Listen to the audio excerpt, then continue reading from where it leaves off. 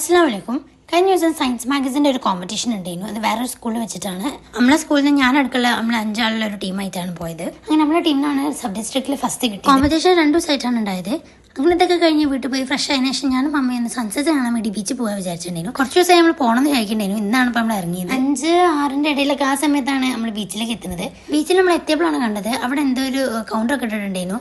കടൽ കാറ്റേറ്റ് മധുരം നുണയാന്ന് പറഞ്ഞാൽ എന്തോ ഒരു പരിപാടി ഉണ്ടായിരുന്നു. എല്ലാവർക്കും ലഡുവും കേക്ക് ഹൽവ അങ്ങനത്തെ സ്വീറ്റ്സ് ഒക്കെ ഇങ്ങനെ ഫ്രീ ആയിട്ട് കൊടുക്കണ്ടായിരുന്നു. അങ്ങനെ നമ്മളും ലഡു ഒക്കെ വാങ്ങിയിട്ട് നടന്ന് നമ്മൾ മെയിനായിട്ട് സൺസെറ്റ് കാണാൻ വേണ്ടിയിട്ടാണ് പോയത്. പക്ഷെ ഇന്ന് ബാക്കിയുള്ള ദിവസമുള്ള മാതിരി അങ്ങനെ മേഘങ്ങളും ഭയങ്കര കളറൊന്നും ഇല്ലായിരുന്നു. പിന്നെ അതിനുശേഷം മൈൻഡ് വേൾഡ് എന്ന് പറഞ്ഞൊരു ടീം അവിടെ എന്തോ ഒരു പരിപാടിയൊക്കെ നടത്തിയിട്ടുണ്ടായിരുന്നു. നമ്മളോട് ഒരു റിഡിലൊക്കെ ചോദിച്ചിട്ട് ആൻസർ പറഞ്ഞിട്ട് നമുക്ക് ഗിഫ്റ്റ് ഒക്കെ തന്ന്.